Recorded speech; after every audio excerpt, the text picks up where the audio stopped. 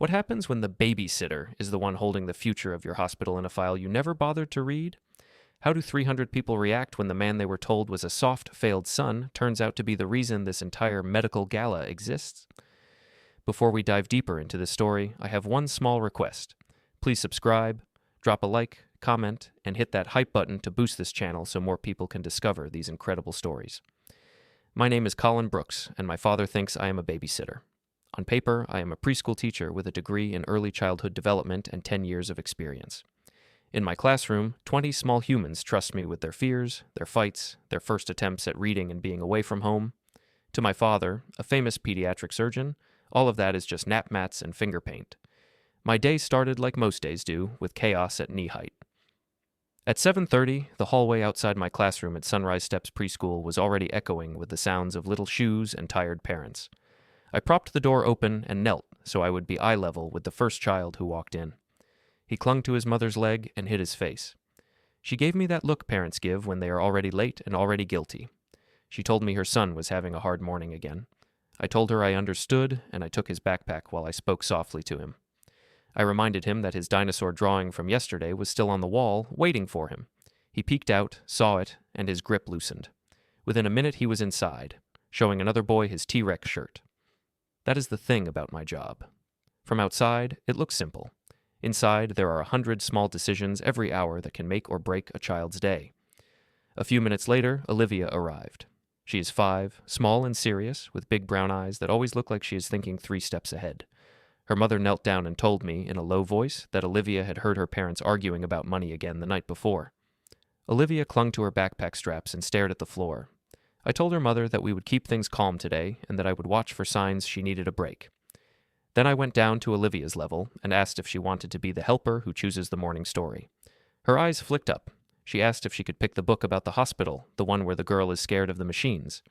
I said that sounded like a very good idea. By 8, most of the kids were inside. I led them to the circle rug. We started the day with the usual song, the one that helps them practice taking turns saying their names. While they sang, I watched for the small details my father would never notice. The boy who always sat closer to the door, the girl who never raised her hand but lit up when someone else said what she was thinking, the way Olivia kept glancing out the window toward the street where her parents had argued. At 9, during free play, one of my students, a boy with a speech delay, tried to ask another child to share a truck. The words came out jumbled, and the other boy frowned. I stepped in before it turned into a fight. I modeled the sentence slowly, reminded both of them about using gentle hands, and we practiced together. By the end of it, they were taking turns with the truck and laughing. No one clapped. No one wrote a grant about it. But for that boy, that morning, it mattered. Around 10:30, during art time, my phone buzzed in my pocket. I ignored it. Glue sticks and paintbrushes came first. Only when the kids went out with the assistant teacher for playground time did I check the message. It was from my father. He reminded me that there was a fundraising lunch at the hospital at 1. He told me not to be late. Then, as if he could not help himself, he added a comment that maybe I could wear something that did not smell like crayons, and asked if I could come straight from nap time or if that would be too much pressure. I stared at the screen for a moment, then locked the phone and slid it back into my pocket. I had a stack of small handprints to help wash and shoes to tie. The lunch could wait. By 11:30, our morning was winding down. We read the hospital story Olivia had chosen. In the book, the girl is afraid of the machines and the beeping, and the nurse sits and explains each one. I asked the class what they would say to a friend who was scared in a hospital. They had a lot of ideas. Olivia said that when she had to go to the hospital once, the people in blue coats had looked very busy, but her teacher had told her before that busy people can still be kind if you talk to them. I felt something twist in my chest at that. My father works in a children's hospital. He is one of those people in blue coats. To my students, he is just part of a scary place. To my father, I am background noise. At 12, I handed the class over to the afternoon staff and grabbed my jacket. I checked myself in the tiny mirror by the door. There was a smudge of green paint on my sleeve, which I wiped off as best I could. I changed my shoes, ran a comb through my hair, and told the assistant teacher I would be back later to finish the preparation for tomorrow's parent meeting. She wished me luck at the lunch. I said it was just a thing my dad wanted me at. I did not say that I already knew exactly how he would introduce me. The hospital where my father works is a tall glass building that always feels a little too cold, like the air is filtered twice to keep emotion out. I checked in at the front desk, smiled at the volunteer who handed me a visitor badge, and made my way to the cafeteria where the fundraising lunch was being held. The cafeteria had been dressed up for the occasion. White tablecloths, small vases of flowers, a banner about community outreach. Doctors in white coats and suits sat in groups, talking loudly. My father was easy to spot, surrounded by people, laughing. He saw me and waved me over, not with warmth, but with the confident gesture of someone summoning a piece of furniture. I took a breath, reminded myself that I was an adult with my own life, and walked to his table. He greeted me in front of the group. He told them that this was his son, the one who taught preschool. He added, with a chuckle, that I was basically a professional babysitter. People at the table laughed. Someone made a comment about nap times and snack schedules. My father told them that at least one of us had chosen a stress-free path. I said that my job had its own kind of pressure, and I mentioned a little about working with speech delays and trauma. My father interrupted before I finished. He launched into a story about a difficult surgery he had performed on a premature baby, emphasizing long hours and life-or-death decisions. The table leaned toward him. I faded out of the circle without even moving. At one point, a younger doctor across the table, a pediatrician named Dr. Patel, asked me how old my students were. I told him, and I started to explain how early signs of anxiety can show up in play. He seemed genuinely interested for a second. Then my father cut in again, saying that I could talk about feelings for hours, and joked that in his world they measured outcomes with scans, not crayons. The laughter this time was louder. Someone clapped my father on the shoulder and called him a legend. Someone else said that at least his son worked with children too, even if it was in a soft way. My father smiled, pleased with himself. I smiled too, because that is what I have trained myself to do when he does this.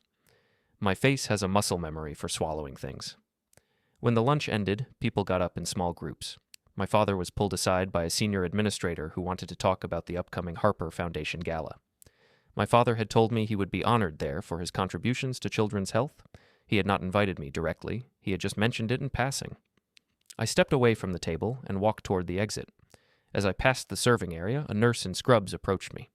She looked a little unsure at first, then told me quietly that she had always thought the son who wrote the early childhood proposal worked here at the hospital. She said she had assumed I was on staff. I told her that I did write that proposal, but that I was not on staff, and that my father liked to keep things simple in public. She looked over toward his laughing group and pressed her lips together. Then she wished me a good day and went back to work. Her words stayed with me as I walked down the long, polished hallway toward the exit. The son who wrote the early childhood proposal. For a moment, the building did not feel cold. It felt like it was pressing on me from all sides. I reached into my pocket to take off the visitor badge, and my phone buzzed again. I glanced at the screen. An email notification slid down from the top. It was from the hospital events office, forwarded from my father's address. The subject line mentioned the Harper Foundation Gala. The message invited me to attend, noting the date and time. It said that my presence would be a nice touch, since the event was about children. Below the text, I saw the attached calendar invite with the hospital logo and the words Harper Foundation Annual Gala. I tapped to add it to my calendar. The little dot appeared on the date, glowing on the month view like a small, fixed point. I stood there for a moment in the hallway, the cafeteria noise fading behind me, the nurse's words echoing in my head. Then I slipped the phone back into my pocket, dropped the visitor badge into the return bin, and pushed open the glass doors to the street. I did not always know that my father saw me as a joke. When I was a teenager, I still believed he just did not understand me yet. Back then, the Brooks family house felt huge. The dining room table was long and heavy, with a shiny surface that showed our reflections when the overhead light was too bright. I remember sitting at that table with a plate of food going cold, while my father talked about medical school like it was the only road that existed. He told me that the numbers were clear. He listed grades, test scores, how many hours he had worked when he was my age. He spoke as if he was giving a lecture to residents, not talking to his own son. He said that with my marks in science, I could be in a top pre-med program if I applied myself properly. I told him that I did not want to be a doctor. I said I was interested in early childhood development, in how young children learn, and how trauma affects them. I tried to explain that I liked watching how kids figure things out, how they build friendships, how they change when someone actually listens to them. He reacted as if I had told him I wanted to quit school and join a circus. He called it soft science. He said that real impact came from surgery and medicine, not from sitting on the floor with children. He told me that his patients' lives were in his hands, while teachers could always be replaced. My mother sat across from us, quiet at first. She had been an early childhood psychologist before she became sick. She knew what happened to children when no one cared about those early years. She finally put her fork down and said that children needed both doctors and teachers. She reminded him that his patients would not get far if they went home to chaos and no support. He brushed it off. He told her that she was being sentimental. He said the world respected surgeons, not preschool teachers. He spoke as if respect was the only currency that mattered, as if my life should be built around his reflection on some hospital wall. My mother caught my eye and gave me a small look that said she was on my side. She did not argue more that night. She saved her energy for later, when it was just the two of us in her home office. Her office was my favorite room. There were bookshelves full of child development texts, binders with studies, and little objects children had given her over the years. On her desk, there was always a mug with cold tea and a stack of papers with her notes in the margins.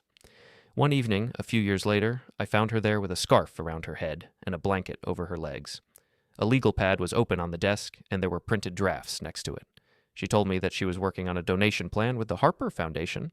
She explained that she wanted to leave a large sum to support children at the hospital, but she wanted it done her way. She said that hospitals were full of smart people who forgot that fear and early experiences changed everything. She wanted her money to fund programs that brought in early childhood educators, that trained staff to understand how kids think, that respected the work people like me wanted to do. She told me that she wanted part of the donation tied to my field, not my father's. She asked me to sit and help her draft some parts. I remember typing while she dictated ideas, parent workshops, play spaces that felt safe, liaison teachers between the hospital and local preschools, training for medical staff on child behavior and trauma. She kept saying that respect had to be written down, not just assumed. We worked on that for weeks. I would come home from my classes and sit with her, and we would shape the outline of a program that could make hospitals less terrifying for small children. She would sometimes joke that one day my father would have no choice but to thank a teacher. At the time, I thought that line was just a tired mom trying to cheer up her son. I did not know she was doing something bigger. When she passed away, everything changed very fast. There were days of hushed voices and visitors and flowers arriving at the house. The Harper Foundation people came to the funeral, and I saw a woman named Amelia speak quietly with my father. I was too numb to pay attention. After the funeral, my father threw himself into work even more. I went back to my studies and then my first teaching jobs. The donation, my mother's careful plan, became something I heard about on the news instead of something I was part of. The hospital and the foundation announced a major gift from the Brooks family. My father stood at a podium and talked about community outreach and caring for children. He mentioned my mother briefly. He did not mention the hours she spent drafting specific conditions. He did not mention that I had helped write the early childhood program outline. In one hospital article, they described a new initiative that connected the pediatrics ward with local early education centers. They called it a visionary project. They quoted my father on the importance of caring for the whole child. I sat at my tiny kitchen table in my first apartment and read it twice, feeling like I had been erased with a single press release. I told myself that it did not matter. I told myself that the work would still help children, with or without my name on it. I told myself that my father was grieving in his own way, and that being the public face of the donation was his way of honoring my mother. Years passed. I finished my degree. I started working at Sunrise Steps. I built my own small world, one classroom at a time. Meanwhile, my father became even more of a symbol in his hospital. Articles called him a leader in pediatric surgery and child outreach. Photos showed him in a white coat, standing next to colorful posters that used language I recognized from those nights at my mother's desk. We kept a kind of peace. I visited for holidays. We talked about safe topics. He would ask about my job sometimes, but always with a slight smile that told me he saw it as a hobby. He would tell me about his latest surgeries, his awards, his board meetings. We did not talk about my mother's donor agreement. Then, one afternoon, not long after that cafeteria lunch, I sat at my own kitchen table again. The table was old, secondhand, with one leg that wobbled if I leaned on the wrong corner. My laptop was open, and I was checking emails between planning activities for the next week. I saw my father's name in my inbox. It was a group message sent from his hospital address. He had forwarded an official email about the upcoming Harper Foundation Gala. The message said that the hospital would be honoring him for his lifelong work with children. It described the event, the venue, the guest list. At the bottom, my father had added a short line to me. He wrote that I could attend if I wanted, since the event had to do with children and it might give me ideas for my little classroom. The words little classroom jumped out at me. It was a small phrase, but it carried years of weight. I stared at the screen, then leaned back in my chair. My apartment was quiet. The only sound was the faint hum of the fridge. The contrast between the gala description, with its sponsors and elegant dress code, and my simple kitchen hit me. I closed the laptop, then opened it again. I read the message one more time. Then I looked around the room, scanning shelves, corners, the stack of boxes I still had not fully unpacked even after years in the place. One box in particular drew my attention. It was medium-sized, taped once across the top, with my mother's handwriting on the side. It said simply her name and office. I had stacked it there when I moved in, promising myself I would go through it when I felt ready. I got up, pulled the box down, and set it on the table. Dust rose into the air in a faint line. My hands shook a little as I cut the tape. Inside were things that still smelled like her life. Notebooks with her notes, small toys children had given her, old ID badges from conferences. At the bottom, under a folder of printed research articles, I found a dark blue folder with a label on the front. The label said, Harper Foundation, Donor Agreement, Final. The sight of those words made my stomach tighten. I realized I had never actually seen the final version. I had seen drafts. I had seen notes.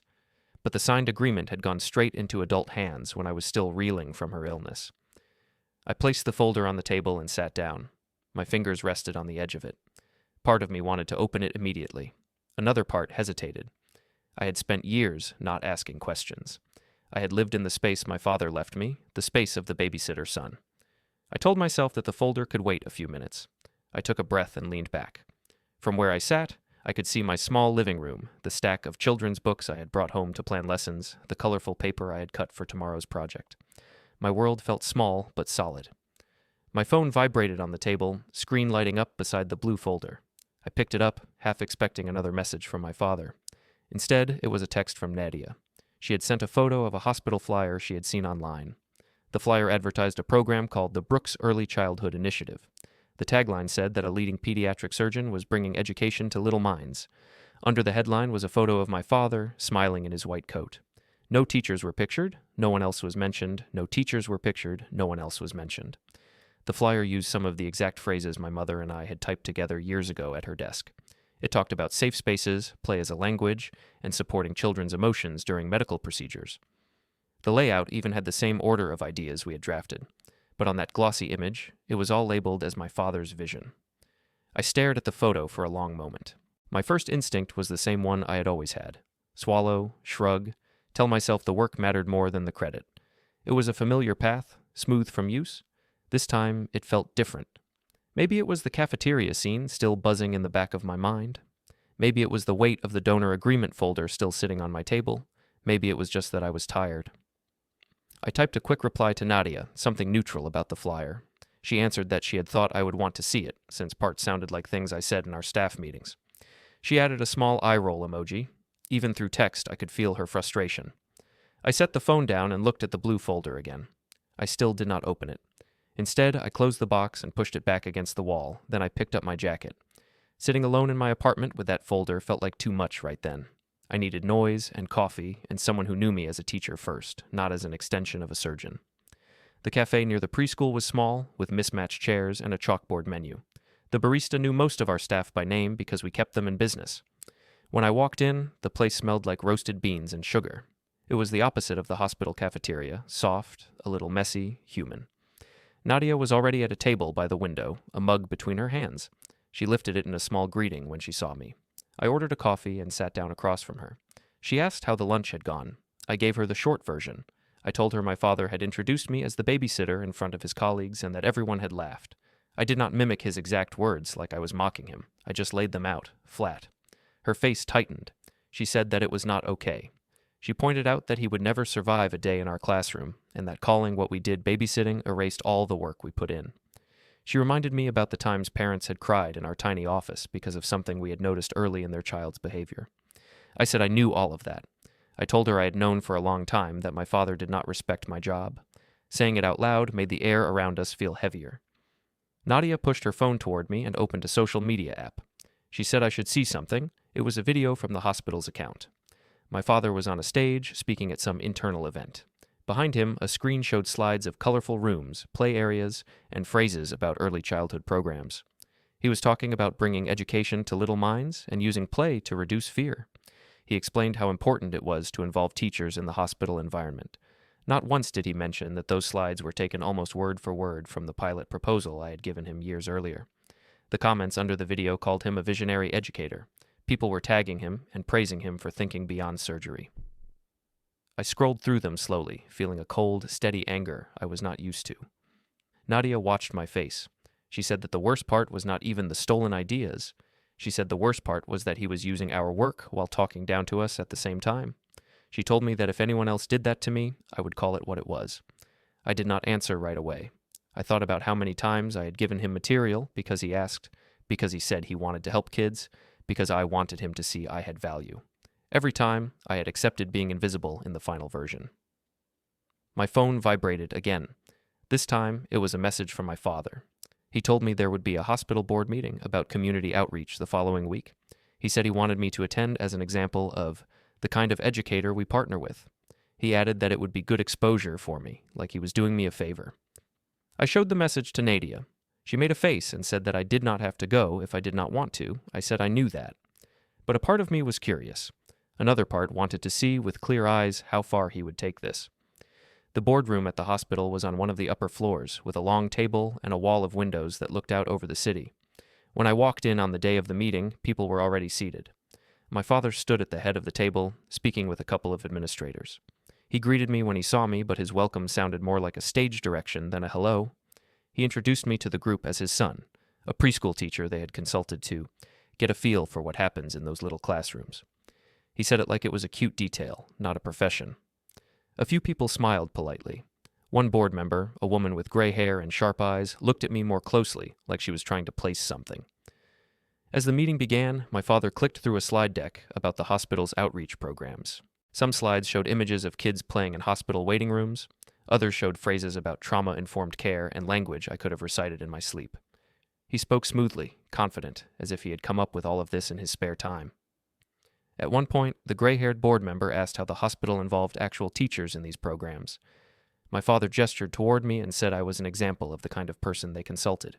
He added, with a small laugh, that I could tell them all about feelings, and that sometimes he had to pull the conversation back to measurable outcomes. He gave me the floor for a moment. I described in simple terms how children show fear through play, how repetition and control help them cope, how having educators involved can reduce anxiety and make procedures smoother. I kept it short and practical. A few people nodded. The board member asked a follow-up question about specific results we had seen. Before I could answer, my father stepped in. He talked about reductions in sedation use, shorter procedure times, easier separations at the door of the OR. He framed it all in terms of medical efficiency and his team's skills. He never connected those outcomes to the educational strategies we had built, even though the pilot reports did exactly that. He talked over me with a joke about how I would get lost in theory if they let me. Some people laughed, others looked uncomfortable. The board member who had asked about teachers watched my father carefully, then glanced at me with something like sympathy. By the time the meeting ended, my head felt strangely clear. There was no shock left, no surprise, only a flat line of understanding. Walking out of the boardroom, I passed a row of framed photos on the wall. They showed my father at various events, shaking hands with donors, standing with children's art behind him. In one picture, he stood beside a sign with the name of a program I knew my mother had named. He was smiling like it had always been his. On my way back to the ground floor, I stepped outside instead of going straight to the exit. There was a small park across the street with a playground where we sometimes took our class on field trips. The sun was out, and the air carried that mix of exhaust and cut grass that always reminds me of early fall. A few days later, I was there again, this time with my students. We had walked from the preschool in a little line, holding hands and stopping at every corner. At the park, they scattered to the swings and slides and climbing structure. I stood near the bench with the assistant teacher, watching them. Olivia came over after a while and sat next to me. She watched the hospital building across the street with a serious expression. She asked why I did not go there more often. I told her that I came sometimes for meetings. She said she had been there when she was younger, when she had to stay overnight for tests. She described the machines and the beeping, her voice getting softer. Then she said that the people there had looked very busy and important. She asked in her small, clear voice, why the important people at the hospital did not invite teachers like me to their big parties if I was the one who helped children not be scared. She said it like it was a simple puzzle that adults had failed to solve. I looked at her and realized that, to her, the line between my classroom and the hospital was thin. She trusted both places to care about her. She did not yet know that some people valued one kind of work and dismissed the other. I told her that some people forgot how important teachers were, but that it was our job to remind them. She nodded once, like that made sense, then ran off to join a game of tag. After school that day, I did not go straight home. I sat in my car in the parking lot for a long time, hands on the steering wheel, staring at the hospital across the distance. The building shone in the late afternoon light, glass reflecting the sky. Somewhere inside, my father was probably looking over charts or preparing for another meeting where he would speak about his programs. My phone was on the passenger seat. I picked it up and opened a browser. I searched for the Harper Foundation and my mother's name. The foundation's website loaded with a page dedicated to major donors. There she was, her name at the top of a section about children's outreach. The text described her as the originating donor for a set of programs focused on early childhood support in medical settings. It talked about her work in child psychology, her belief that hospitals needed educators, her wish that future generations would not be as afraid as the children she had seen. My father's name was there too, but further down, under a heading about implementation partners. The page made it very clear that the money, the vision, the original idea had been my mother's. Reading those lines, something inside me clicked into place. It was like a lens finally coming into focus. This was not just about hurt feelings. This was about someone twisting another person's legacy while using my work to do it. This was about respect, not as a soft idea, but as a written condition attached to a lot of money. I sat there until the sun dipped lower and the parking lot started to empty. Then I drove home, the hospital shrinking in my rearview mirror. Back in my apartment, I went straight to the table. The blue folder was still there, exactly where I had left it. I picked it up and put it in my bag without opening it. I slipped my laptop in beside it. Then I scrolled through my contacts until I found a name I had not used in years, Lisa Chang. She had been the lawyer who handled my mother's estate. I remembered her calm voice at the reading of the will. I stared at her name for a moment. Calling her meant stepping out of the role I had let myself live in. It meant treating this as something real, not just an endless joke I was supposed to laugh along with. My thumb hovered, then pressed the call button. Lisa answered on the second ring. Her voice sounded exactly the same as I remembered. Calm, steady, like nothing could surprise her. She greeted me by name and asked how I was doing. I told her it was a long story. She said she had time and asked if I was calling about my mother's file. Hearing her say, "your mother's file," made my chest feel tight. I told her that I had found the donor agreement with the Harper Foundation and that there were things happening at the hospital that did not sit right with me. I said I was not sure yet what, if anything, I wanted to do. I just knew I needed to understand what that agreement actually meant. She suggested we meet in person. She said that some things were better explained face-to-face when paper and signatures were involved. We set a time for the next afternoon. Her office was downtown, in a building with quiet elevators and soft carpet. The waiting area had framed certificates on the walls and a table with neatly stacked magazines. It felt very far away from finger paint and toy baskets. The receptionist showed me into a small conference room. There was a round table, a carafe of water, and a box of tissues in the center. Lawyers know their clients. Lisa came in with a folder already in her hand. She looked older than the last time I had seen her, but still sharp, with tired eyes that missed nothing. She shook my hand and sat down across from me. She asked me to tell her, in my own words, what had been going on. I started with my job at the preschool, my father's attitude toward it, the jokes he made. Then I described the cafeteria lunch, the board meeting, the flyer, the video Nadia had shown me. I mentioned the Harper Foundation Gala and my father's upcoming honor. I tried not to sound bitter. I just laid out the events like a timeline. Lisa listened without interrupting, only asking small questions to clarify dates and names. When I finished, she nodded slowly. She opened the folder she had brought. Inside, I saw the edges of printed documents, but she kept them angled toward her. She said that after my mother died, my father had been the one who handled most of the practical dealings with the hospital, but that my mother had been very clear about her wishes when she set up the donation. She reminded me that my mother had chosen her specifically because she wanted a lawyer who understood nonprofit and foundation rules. Lisa asked if I remembered helping my mother draft any of the early ideas for the hospital programs. I said that I did. I told her about the nights at the desk, the outlines for parent workshops, liaison teachers, safe play spaces, and the emphasis on respecting educators as professionals. She said that matched what she had in the file. She then opened the blue folder I had brought. She compared the copy I had found with the one in her records. She said they matched, which meant what I had was the final version, with all signatures in place. She told me, in simple terms, what the agreement did. She said that my mother had not only given money, she had attached conditions. The funds were to be used specifically for programs that involved early childhood education and psychological support. She had written that these programs needed to treat educators as equal partners, not as helpers to the real doctors. Lisa also said that my mother had insisted on something else. She had wanted someone to watch over those terms, someone who would care about them even when she was gone. She had first considered naming the Harper Foundation itself as the only guardian of that intent, but in the end she had asked Lisa to add my name. Lisa explained that my father had been named chair of the hospital committee that oversaw the funds because of his role at the hospital. But she said that in the donor agreement, I was named as a kind of consultant and fallback decision-maker if my mother's conditions were being ignored or twisted. She did not show me the exact lines on the page yet. She just summarized them, her voice steady, as if she were describing the rules of a game I had been playing without reading the instructions. I sat there, absorbing that.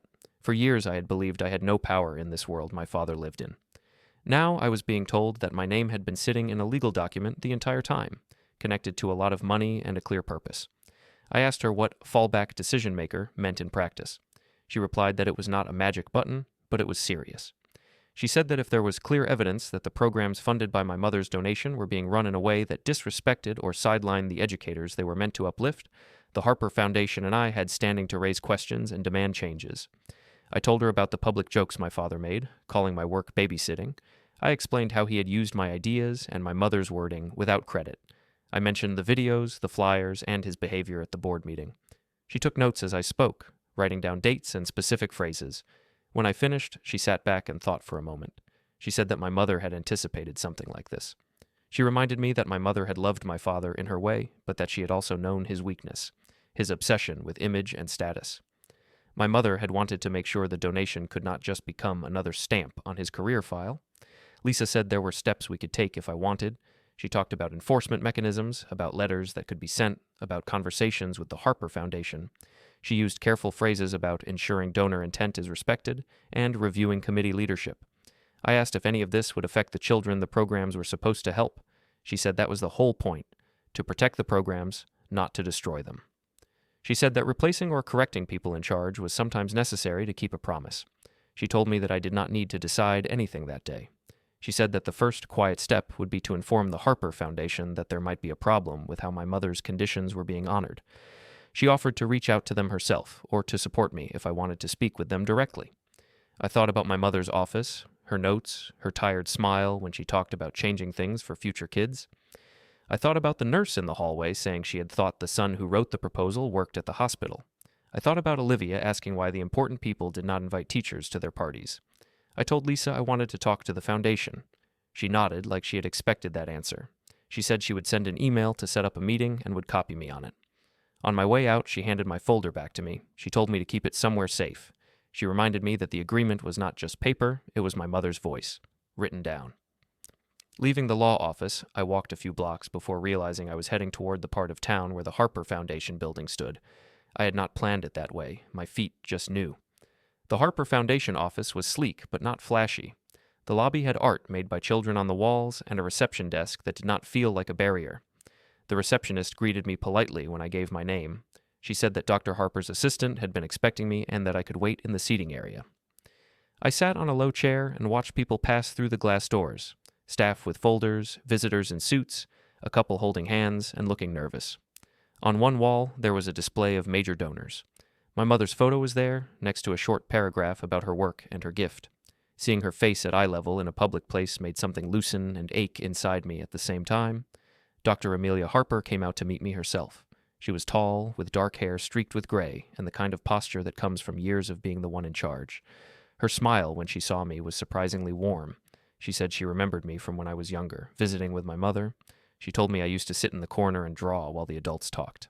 I said that sounded like me. She led me to a small boardroom with a long table and a screen on the wall. We sat at one end, not bothering with distance like strangers. She asked how I had been and said she was sorry again about my mother. Even after all these years, the simple words still hit me. She asked what brought me in, though she said Lisa's email had given her a rough picture. I started again, going through the same story I had told in the law office. My work, my father's treatment of it, the programs, the jokes, the videos, the gala. As I spoke, she watched my face more than my hands. She did not interrupt, but I could see her expression shift slightly when I mentioned particular details. The cafeteria introduction, the babysitter line, the way my father had used the hospital's account to present my ideas as his own. When I finished, she was quiet for a moment. Then she asked if I still had any of the original drafts I had written with my mother for the hospital. I told her I did. I had them scanned and saved because I could not bear to lose them. She asked if I would be willing to send them to her. She said that the foundation took donor intent seriously, especially when it involved someone like my mother, whose gift had created entire programs. She reminded me that the foundation had its own reputation to protect.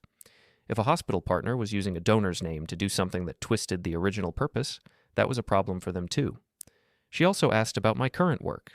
She wanted to know what my classroom looked like, what my days were like, how I actually applied the ideas my mother had written. I told her about sunrise steps, about Olivia, about the small victories that no one took pictures of.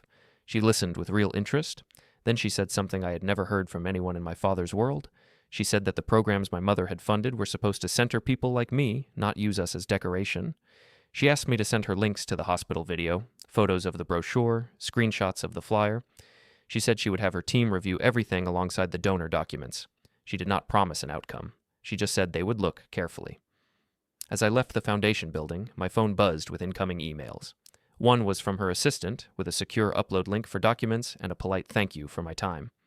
Another was from Lisa, confirming that the introduction had gone well and asking me to keep her updated. I sat in my car in the foundation's parking lot and drafted an email to Dr. Harper. I attached copies of the proposal drafts my mother and I had worked on, scans of her handwritten notes in the margins, and links to the hospital's public materials. I wrote a short explanation for each one, not accusing, just describing. I hit send. For the next few days, life on the surface went on as usual. I taught lessons, helped settle playground disputes, met with parents. Nadia asked now and then if I'd heard anything. I told her not yet. Late one afternoon, as I was cleaning up glitter from an art project, my phone buzzed on the shelf where I kept it during class. After the last child left, I checked the screen. There was an email from the Harper Foundation. The subject line mentioned the upcoming gala. I opened it and saw my name in the greeting, not as someone's son, but on its own. It was an official invitation to attend the gala as a guest of the foundation, separate from the hospital list. Attached was a draft of the event program. I scrolled until I reached a section titled Heritage Segment, honoring Marianne Brooks's vision. Under that heading was a description of the segment. There was a line about a special presentation on donor intent and the future of early childhood outreach. Below that, where the speaker's name should have been, there was a blank space, 3 empty words in brackets. To be confirmed. I stared at those words, the cursor blinking in my brain as if it could fill them in by itself. The 3 empty words sat there on the screen like a tiny open door. To be confirmed. For a while, I just stared at the program draft. My name appeared elsewhere in the email, but not on that line. The heritage segment description talked about honoring my mother's vision and the future of early childhood outreach. It did not say who would be speaking. I read the email twice, then again. The message itself was polite and formal. The foundation thanked me for sending documents and materials. They said they were in ongoing discussions with the hospital about alignment with donor intent. They said they would be happy to have me as their guest at the gala, and that there might be a role for me in the heritage segment, if I was comfortable. There were a lot of careful phrases, but between the lines, I could feel movement. I forwarded the email to Lisa with a short note just asking if we could talk. She replied quickly, suggesting a call that evening. We arranged a time after my last parent pickup. The rest of the afternoon at the preschool carried on like normal. We built towers with blocks, practiced writing letters, sang a song about animals. I watched each child with a sharper awareness that my work existed in a different world from the one that would be in that hotel ballroom. In one world, a spilled juice box was a disaster. In the other, a misplaced comma in a donor agreement could move millions. After the last child left and the classroom was mostly tidy, I sat at my small desk by the window and called Lisa. She greeted me by name and asked what I thought of the foundation's email. I told her it felt like someone had opened a curtain halfway. She said that was often how institutions moved, slowly, in careful steps, with drafts and discussions before anything public happened. She told me that, after our meeting, she had sent the foundation a detailed summary of my concerns, along with references to specific clauses in the agreement. She said she had suggested they review whether the hospital's current leadership and public communications were honoring my mother's intent. She did not give me word-for-word quotes from their replies. She just said they had taken it seriously. I asked her what, exactly, the foundation could do. She reminded me that the donation was theirs to enforce. The hospital was a partner, not an owner. If they believed the hospital was drifting away from the original purpose, they had options. Change committee leadership, adjust how funds flowed, change who was positioned as the face of the programs. She also reminded me that I had a formal role in the agreement. If the foundation and I agreed that something needed to be corrected, my voice mattered. I asked if anything had already been decided. She said that some preliminary decisions had been made at the foundation level and that there would be more conversation with the hospital in the days before the gala. She said there were reasons the foundation wanted to time certain announcements with the event. I thought about my father's pride when he talked about that gala. He had mentioned big donors, media, the hospital leadership. He had talked about it like a coronation. I asked Lisa, very plainly, if this would blow up his career. She was quiet for a second, then said that consequences were possible, depending on how the hospital responded. She reminded me that my mother had not written the agreement to protect his reputation. She had written it to protect children and the people who worked with them. She asked me what I wanted in the end, not in terms of punishment, but in terms of what felt like justice. It was a hard question. I sat there in the empty classroom, looking at tiny chairs and crooked art, and tried to put it into words. I told her I wanted my mother's work and mine to be recognized honestly. I wanted the programs to actually center the educators they were supposed to empower. I wanted the jokes to stop. I said that if someone else had been doing what my father was doing, twisting a donation, erasing co-authors, humiliating a partner, we would all call it wrong. Lisa said that gave her enough. She told me that she and the foundation would continue working through the formal steps. She asked me to trust the process we had started and to prepare myself for the gala, whatever happened there. After we hung up, I sat in silence for a while. The room felt strangely still, like the moment before a storm when the air holds its breath. The next few days blurred into a pattern of teaching by day and quiet emails by night. I scanned old drafts my mother and I had worked on, making sure the dates and her notes were clear. I compiled screenshots of hospital posts and videos. I put everything in organized folders on my laptop and in cloud storage, just in case. It felt a little like lesson planning, except the lesson was for adults who had forgotten kindergarten basics like fairness and sharing. At home, my dining table became a kind of staging area. The blue folder with the donor agreement sat in the center. Around it, I stacked printouts, outlines, timelines, lists. I did not know yet which pieces would matter most. I just wanted the story to be clear, start to finish. One evening, I got another email from the foundation. This one was shorter. It confirmed that the hospital leadership had been informed of concerns around donor intent and public messaging. It said that certain adjustments to committee roles and program branding were under review, and that some of these would be addressed in the heritage segment at the gala. There was another attachment, a revised version of the gala program. I opened it and scrolled down. The heritage segment was no longer marked to be confirmed. Next to it, in simple text, it said, "Presentation by Harper Foundation Chair and Special Guest." Under that, it listed my name. I let out a breath I had not realized I was holding. Seeing my name in print, next to my mother's in the description, did not fix everything, but it was a start. The next day, I met Nadia at the cafe again. She had insisted on hearing updates. When I told her I had been asked to speak at the gala, her eyes widened. She asked if my father knew. I said I did not think so yet. I explained in broad strokes what Lisa and Dr. Harper had told me. I did not go into legal details. I just said that the foundation had power my father seemed to forget about, and that they were not pleased with how things had been handled. Nadia listened quietly. She stirred her drink, then said that whatever happened, I had already done something important.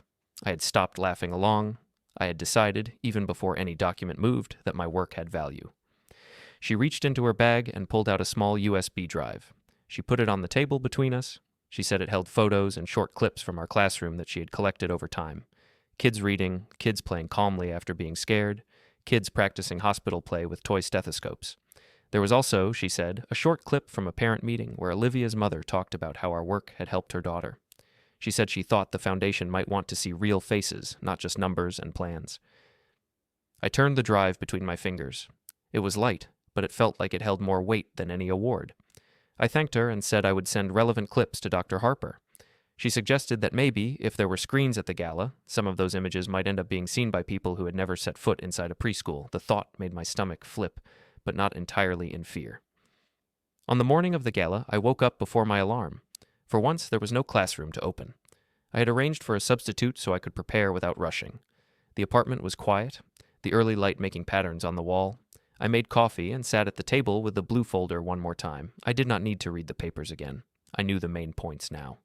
Still, I rested my hand on the cover, feeling the ridge of the label under my palm. It was like a physical reminder that my mother's voice was backing me, even if she was not there. My phone buzzed with a text from Lisa. She said that some final papers had been signed between the foundation and the hospital leadership the previous evening. She did not spell out the contents. She just said that things were in place and that I did not need to worry about the mechanics during the event. She told me my job now was to be calm, honest, and clear. Another message from Dr. Harper's assistant confirmed the time I should arrive at the hotel, where to check in, and what part of the program I would be involved in. There would be a short rehearsal for the audiovisual equipment, nothing more. I showered, shaved, and put on the best suit I owned. It was not expensive, but it fit well enough. I chose a simple tie that my mother had once said made me look like a teacher in a children's book. I checked myself in the mirror and tried to see what others might see. Not a surgeon, not a donor, just a man who spent his days at child height.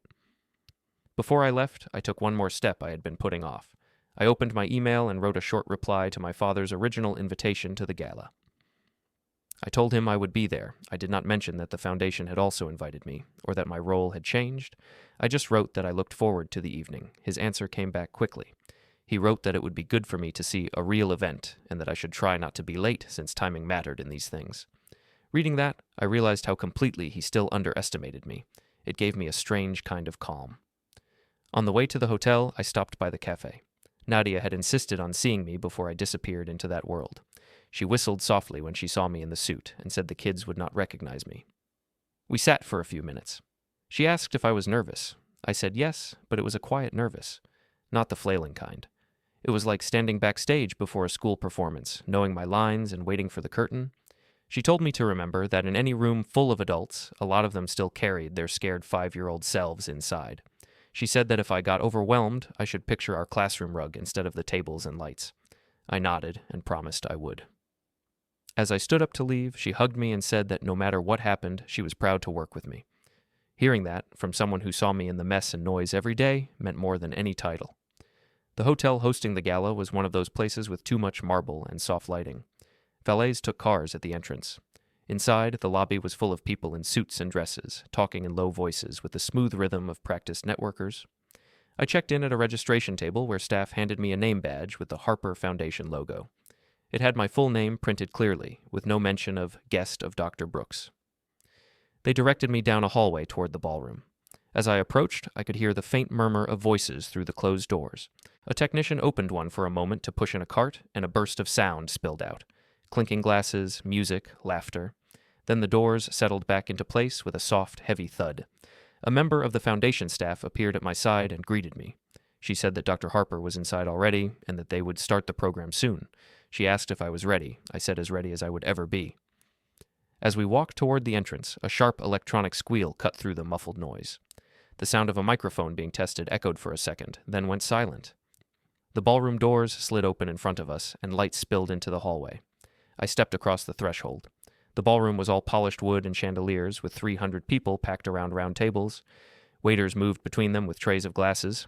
At the far end, a stage stood with a podium, a large screen behind it, and the hospital logo projected in soft light.